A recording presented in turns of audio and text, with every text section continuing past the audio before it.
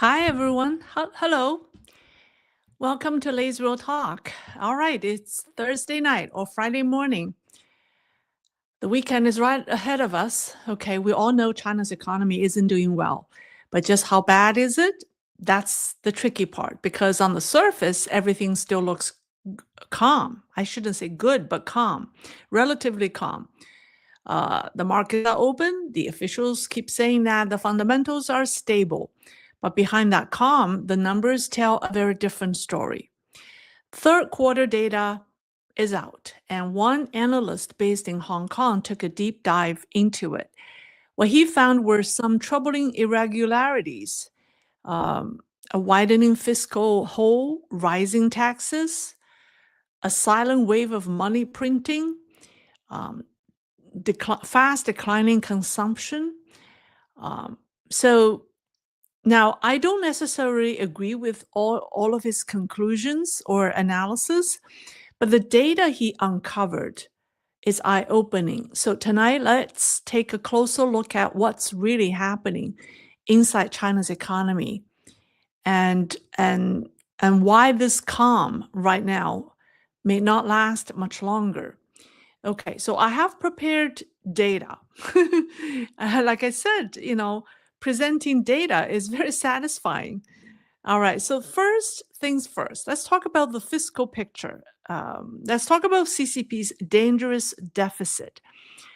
By the end of September, fiscal deficit has grown to almost 9 trillion yuan against a 19 trillion revenue.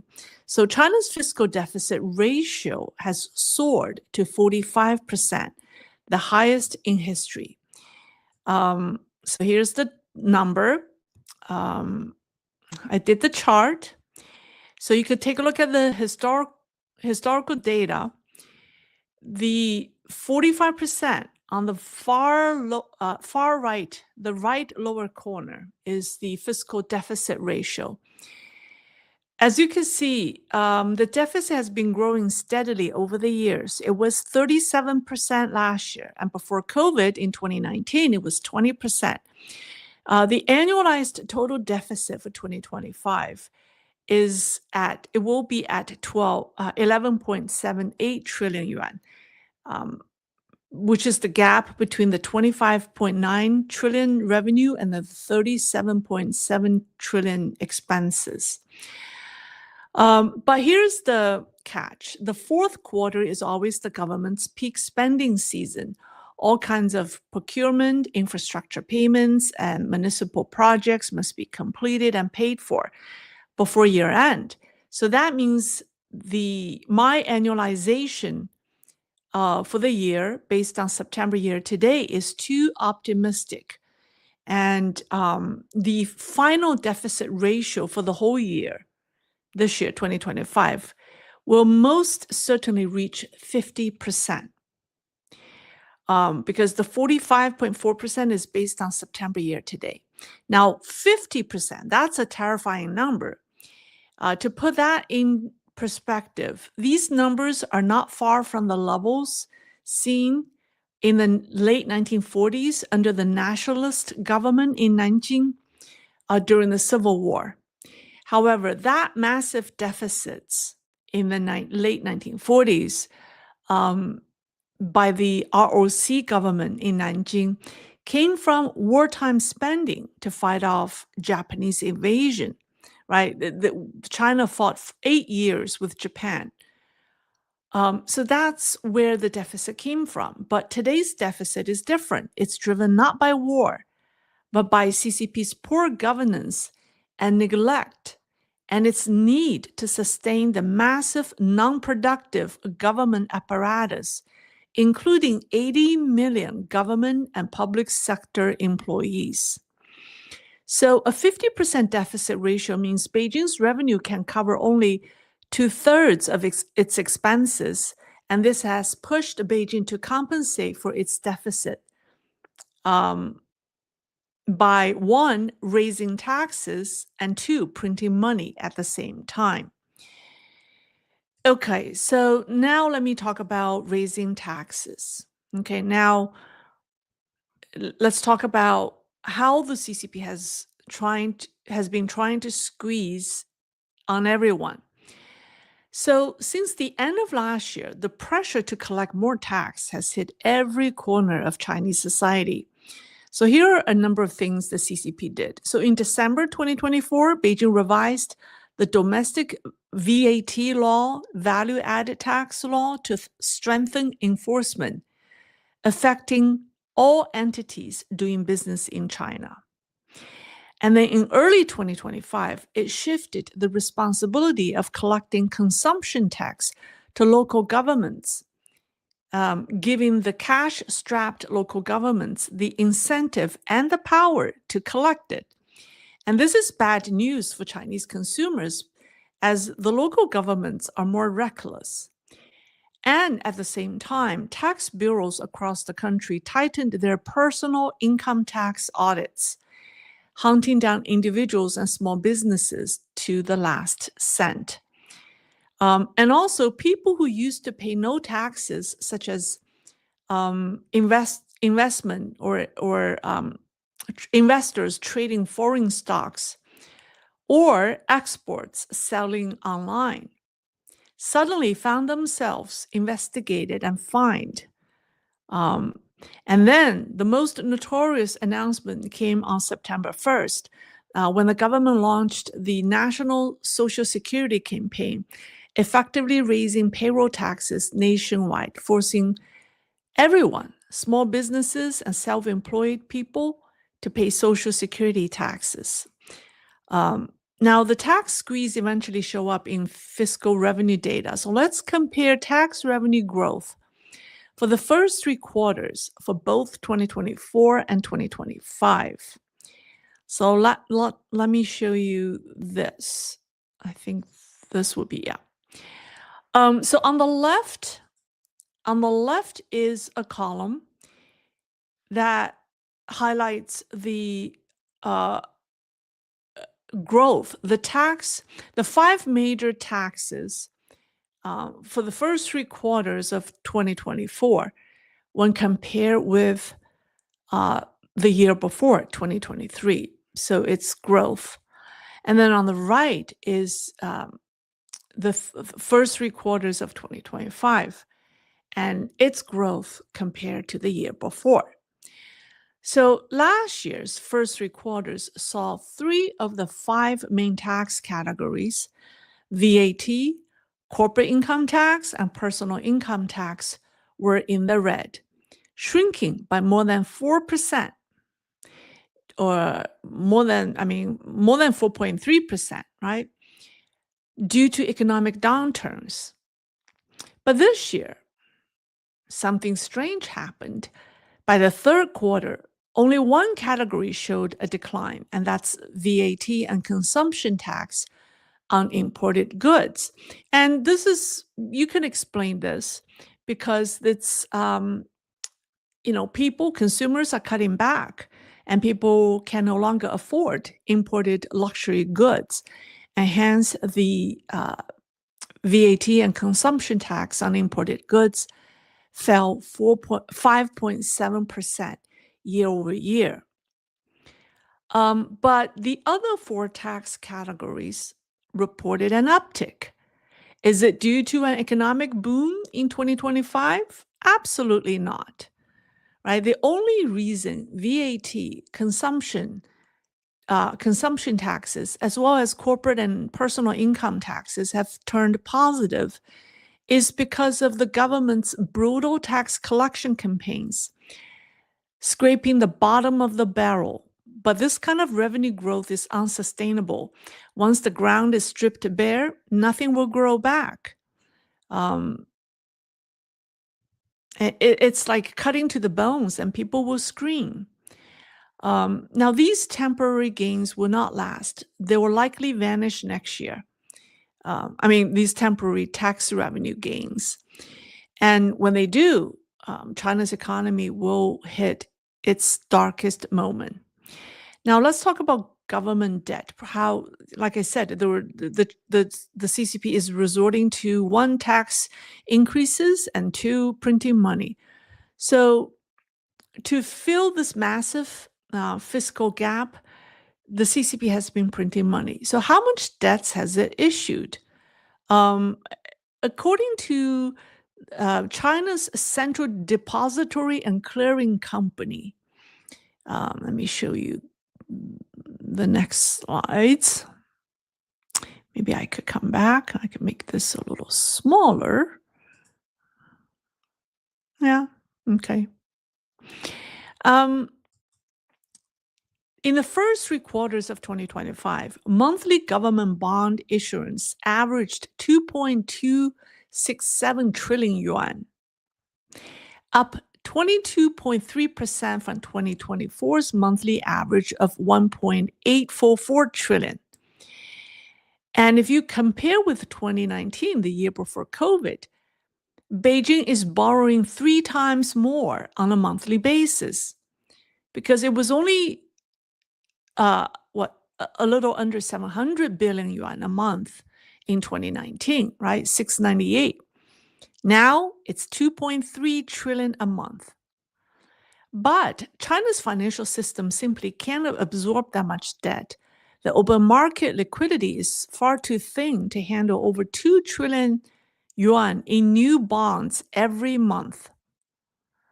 So the People's Bank of China, the central bank, stepped in, effectively printing money to buy the bonds. And so this is, let me come back. So the analyst explained how it works. Here's how it works. The finance ministry first sells government bonds to major state-owned banks, and almost immediately, those banks sell the same bonds to the central bank under a deal called an outright reverse repurchase agreement, or outright reverse repo.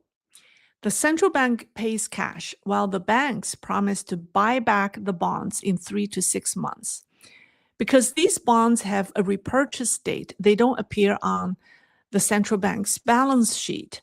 They exist in a kind of off-book black hole, something that only exists in China.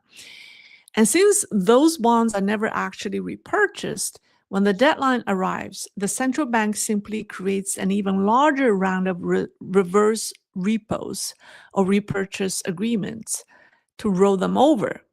So in other words, through this left-hand to right-hand process between the finance ministry, the state-owned banks, and the central bank, China has managed to issue massive amounts of new debt and park it all inside the People's Bank of China, financed by money printed out of thin air. The fact that the central bank gives it a new name, which is called outright reverse repo, doesn't change its essence. It's still just the central bank printing money out of thin air to buy government bonds. So how do we quantify it? Now, that brilliant analyst pointed out that although the central bank doesn't record these outright reverse repos on its balance sheet, at least it publishes an announcement every time it issues them, including the amount and the term. So from those public notices, it's easy to estimate how much government debt the central bank has actually bought. The analysts then pulled the data from China's central bank and came up with this sheet. Okay, let me make this bigger so you can see. Oh, I need to. Okay. This is very interesting. I mean, you can see how it's repetitive, right? It's but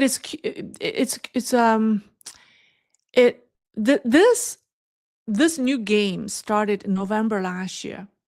So that's when the PBOC, or the central bank, People's Bank of China, conducted its first outright reverse repo, purchasing 500 billion yuan of government bonds.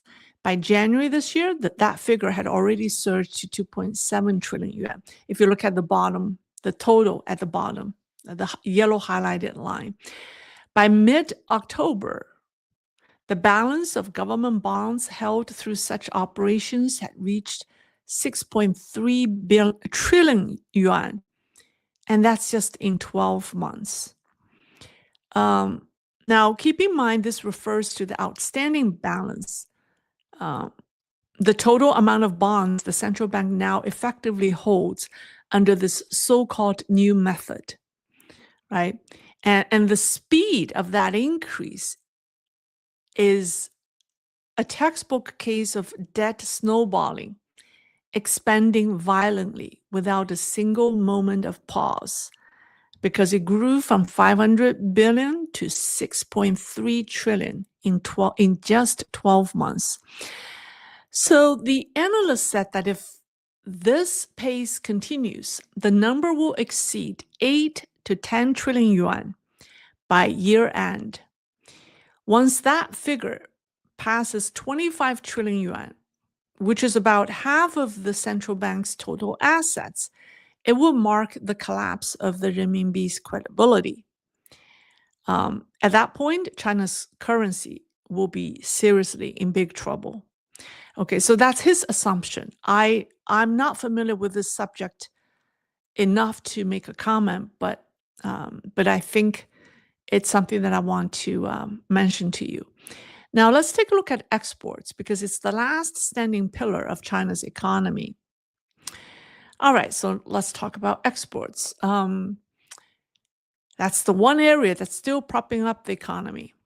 Now, we all know that in April, the trade war, the US-China trade war, reignited. And in May, Washington imposed an high, it's an overall 55 to 57% tariff on Chinese goods. I think it's 57%. Some say it's 55. I mean, it's weighted average. And that lasted until November 1, when Trump agreed to lower it to 47%. It's lowered by 10%. Now, official China customs data claim that in the first 3 quarters, total exports grew 6.2%. And immediately, Chinese nationalists celebrate this as proof that the trade war has no impact on China's exports. Now, these data are not accurate. China's customs data are not accurate, but still they can show us something valuable. So, can you see? I think you can. Yeah, these number, you should be able to see it. So China saw increase in exports to almost all major trading partners. Export to Asian countries rose 14.8%, Africa 28%, EU grew 8%, Hong Kong 12.4%, Latin America 7%, India 12.9%, Japan 4.5%. I know there are a lot of Chinese setting up companies in Japan. Many Chinese are moving to Japan. So I don't know if that's the reason why there's an uptick. Now, meanwhile, South Korea, Russia, and the United States saw decreases, particularly exports to the United States. It fell almost 17%. Now, exports to the United States are important to China's economy because not only they are the lion's share, but they're also the most profitable due to the high margin. So it is said that roughly 40% of China's exports go directly or indirectly to the United States, and they generate about 70% of the sector's total profits. Okay, 40% of China's total exports go directly or indirectly to the US and generate about 70% of the total profits in this sector. So Asian countries and Latin America are all export reroute hubs for US bond goods. They're not true end markets for China. So this kind of re-export trade isn't sustainable because the United States is tightening its rule of origin and look-through inspections. And it's punishing both American importers and third-party countries that enable these kind of loopholes. So as a result, Asian and Latin governments are now actively banning transshipments. And by the fourth quarter, these restrictions will bite and China's export growth will likely turn negative. So there's another interesting trend. I don't know if you noticed that. Let me make this bigger. China's export to Russia has declined in the first 3 quarters by 11.4%, but exports to Africa jumped 28% and to EU 8.4%. So that doesn't mean Africa suddenly got the money to import more goodies from China. It means Chinese exporters are using Africa and some European states, possibly Turkey. I mean, Turkey is not part of EU, but Hungary is, possibly as middlemen to continue supplying Russia with critical supplies and equipment, such as drones, transport vehicles, and industrial goods.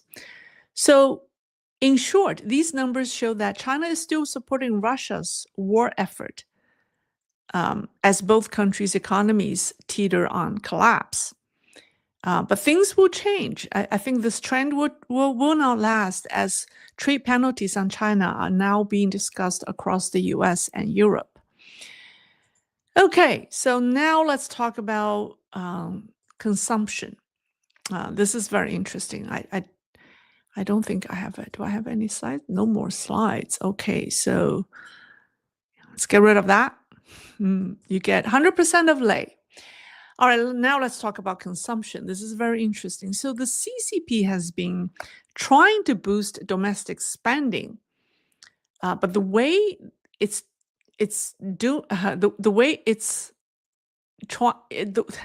program doesn't work. Okay, so several policies have been rolled out. This year, it launched a 300 billion yuan subsidy program aimed at home appliances, electronics, automobiles, and home renovations. At the same time, it offered interest subsidies on consumer loans. That's up to 1,000 yuan for every 100,000 borrowed. That's essentially a 1% incentive on borrowed money. Think about it this way. This is a good way to explain it. If you plan to buy a chicken for dinner, the Chinese government gives you a small dish of soy sauce. Or from Beijing's point of view, they hand you the soy sauce, hoping you will go out and buy the chicken. But who's really going to buy a whole chicken just because of a free condiment? It's hardly an incentive. Still, in a country with hundreds of millions of consumers and some who can't resist a government freebie, because in many Chinese mind, I mean, they love freebies. So even a tiny dish of soy sauce may work. So if just 1% of people take the bait for a 1% discount on borrowed money, that's still a few million new purchases in China. But the problem is people don't just keep buying electronics, cars, or home appliances over and over. Once you've got a fridge and an air conditioner, that's it. So the effect will not last. Now let's talk about the sector that really matters in consumption, as food is very important in China. All right, so the retail and then the electronics at least get subsidies, but food and restaurants do not. And it's been hard hit by the strictest government anti-banquet policy in history, banning most of the 80 million civil servants from dining out on official expenses. So the truth is, government spending has propped up China's economy, including restaurants, including the food services industry. So when you cut government spending, the economy will take a hit. As a result, the white liquor industry is collapsing. I don't know if I think that's a Chinese name, baijiu. Here, do we call that white liquor industry? We just call that liquor industry, right? But the liquor industry includes wine. I don't know. I do not drink, so I don't know what do you call that. But the Chinese call that baijiu, so it's only the white liquor. Because the Chinese, they drink white liquor, right? Wine is a Western invention. Anyways, so the wine liquor industry is collapsing. Production in the first 3 quarters fell 10.7%, marking the 9th consecutive year of sharp decline since 2017.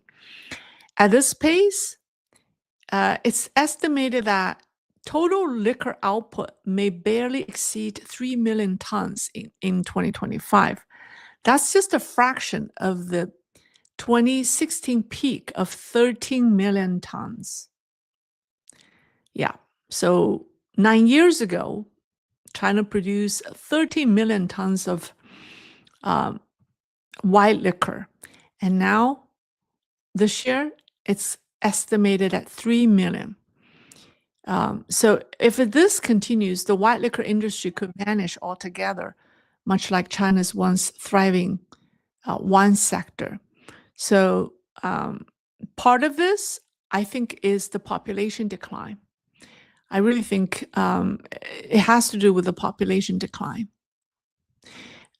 because it's consistent, right? And then meanwhile, restaurant closures have reached shocking levels. Last year, about 3 million restaurants shut down. And in the first half of this year alone, another 1.6 million businesses or restaurant businesses filed for deregistration. And the full year's figure, again, is estimated to go over 3 million. So now that's just the official number. Many restaurants, smaller ones, simply close their doors without even filing any paperwork. And assuming each restaurant employs just 10 people, that means over 30 million workers lost their jobs last year, and another 32 million will lose jobs this year, with little hope of finding new jobs. So to sum up, by late September 2025, China's fiscal deficit ratio had reached 45% and will reach 50% by the end of the year. To fill the gap of the deficit, Beijing is raising taxes or has been raising taxes and printing money simultaneously. In foreign trade, it's relying on export reroute to skirt tariffs and quietly supplying Russia through intermediaries. And domestically, it's trying to prop up consumption through subsidies and loans, which are already losing effectiveness. None of these strategies can last. Tax hikes reach a limit once people's pockets are empty. I mean, when people don't have jobs, you have nothing to tax them on, right? When restaurants are closing, when people are losing jobs, there's nothing to tax. There's no personal income tax. There's no corporate income tax either. And then money printing hits a threshold once it erodes the currency's credibility. And then as for exports, they're essentially a form, I should say, export reroutes. They are a form of trade fraud. And as global enforcement tightens, that door is closing too. Now, I didn't discuss real estate because everyone knows China's real estate market is in free fall, and the bottom has not been seen yet. And then another sector is investments. I gave you an example of how local government collude with banks to create investment targets by turning mud into money in my last live stream on Tuesday. So you can check it out. It was, that's how they meet the targets. So as far as real estate and investment markets are concerned, I think the engines have died. So now the three pillars that make the economy appear stable: tax hikes, money printing, and exports, could also fail in the near future. We don't know when, but we know when that happens, it may happen suddenly. So that's what I have for you tonight. These are substantiated. I'm glad I present numbers. The original videos by the analyst is in the description. Now, I want to talk about Peng Liyuan's video that I released in my Looking Glass channel, because there are a lot of people talking about China's first lady, or what has happened to her. Because according to South Korean media, she was supposed to go to APEC with Xi Jinping because they were planning like the first lady's outing, but she didn't show up. And now I think since last July, since the third plenum where Xi Jinping was rumored to get sick, he has not been traveling with his wife. This is a dramatic turn of events. So that's one, and that makes this my video tonight more interesting. And also, I have an announcement to make. This Thanksgiving will mark the 5th anniversary of Lay's Real Talk. I'm planning a special event, and I want to include you, my subscribers and fans, in this program. So if you have any ideas or any submission, if you have ideas, if you want to submit a video, if you want to submit an essay or anything you want to share with me about your experiences, please do so. So there's a link in the description of tonight's live stream, and it's a submission form, and you can fill it out, upload a video or submit an artwork if you want. And I commissioned someone to write a song for my channel, and I want to share that with you on Thanksgiving. And I wrote the lyrics. One of my friends wrote the music, and it's a song. I hope that you will enjoy, but we'll see. Anyways, so that's my announcement for tonight. Okay, let's see. Questions? So Chris, I just hope that you have copied the link, the anniversary material submission link in the description. That would be helpful. Yeah, and if you could copy the link to the Madame Xi's video here in the comment section, that would be wonderful. All right, let's see. Thank you. I saw some color super stickers flew by. All right, let's see. Oh, here's one. Evo Mag. Evo Mag? Evo Mag? China has a structural edge due to suppression of yuan values.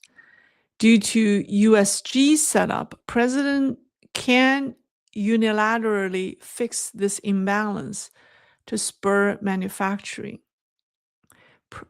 President can unilaterally fix this imbalance to spur manufacturing. Yeah, you're right. China does have a structural edge due to suppression of yuan. But it's also, okay, suppression of yuan is a double-edged sword because China also imports massively, right? So when your yuan devalues or undervalues, then that makes your imports very expensive. So it goes both ways. Now that China agrees to buy U.S. oil and natural gas, so it's going to use its precious foreign reserves. All right.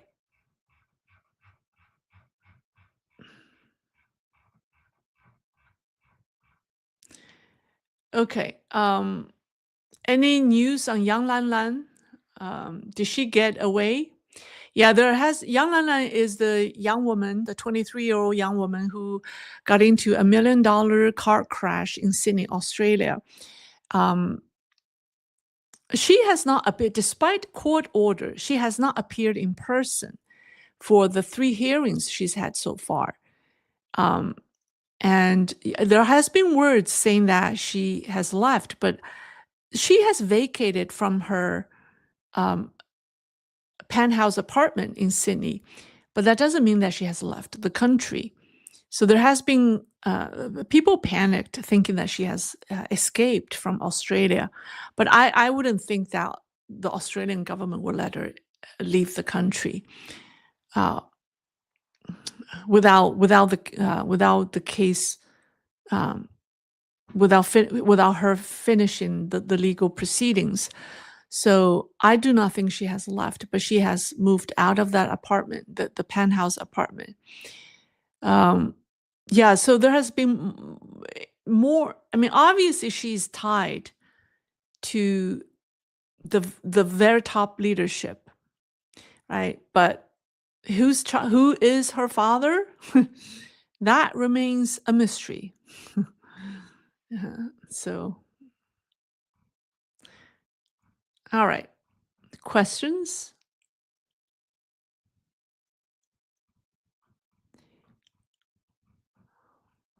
Someone asked me, China actually threatened the US with selling off their dollar debt anymore. Well, China hasn't been threatening, it has been selling. China has been quietly selling off US debt a lot. China doesn't hold that much because China also has a lot of debt itself. So, so if you subtract the liabilities in foreign currencies that China has, China's net reserve isn't that high. Yeah. Okay, so 20 minutes wait for the caravan channel. Okay, I don't know what that is. Yang Lanlan. Okay, someone asked me about my view on the election in New York City. I mean, I see that coming. I'm not surprised that he won the election. You know, in traditional Chinese culture, we don't see positive and negative as so absolute. There's always a positive side coming out of an extremely negative situation. It depends on whether you have the wisdom to turn it around.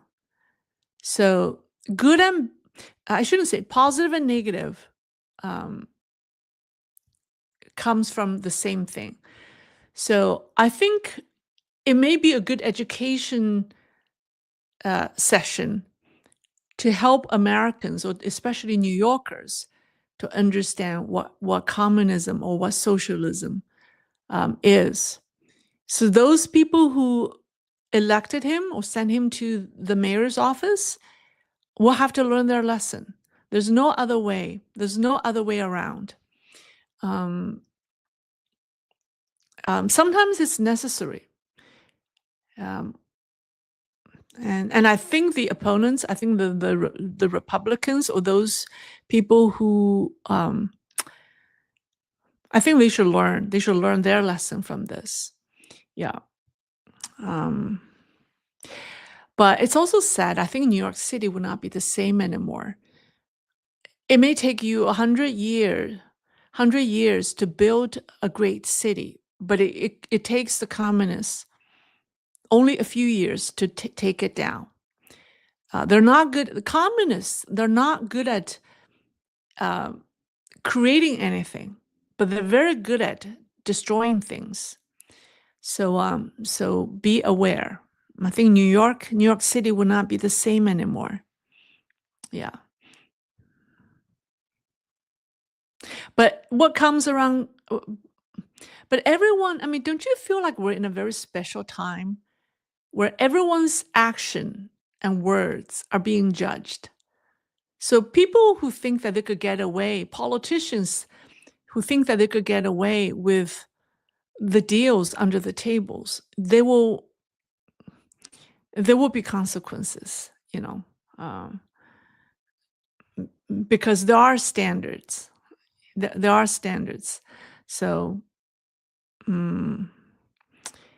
yeah, it's inevitable because I think it's, despite the amount of time I spend in this channel talking about what communism is about or what the harm the CCP can cause, I think there's still a lot of people who do not understand. They romanticize the communist ideology. They think they can coexist with the communist. They cannot, because the communist goal is to take over the world. So maybe it's a good thing to wake up the country. From that perspective, it may not be a bad thing, but it's destructive for New Yorkers. All right. All right, that's all. Is that all? That's all. Yeah. Okay. Lei has been watching Fox. You mean Fox News? No, I don't watch any news. I don't watch any news. I don't have time to watch any news. So, all right, that's all for tonight. Okay. Thank you very much for joining me. I'll see you this weekend. All right, bye.